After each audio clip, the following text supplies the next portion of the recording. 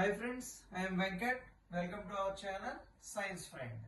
Last video లో fundamental physical quantities ఏంటి అవి ఎన్ని అనేది డిస్కస్ చేసాం.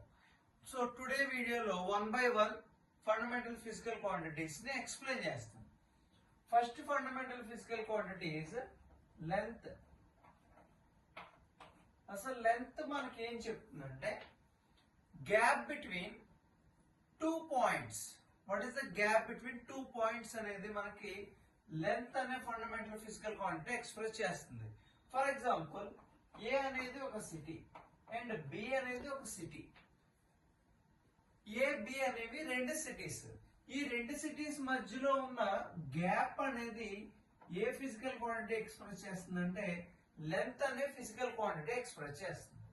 ఓకే, ఈ లెంత్ యొక్క ఎస్ఐ యూనిట్స్ ఆల్రెడీ మనం చూసాం. SI units meters. Okay, SI units of length is metres.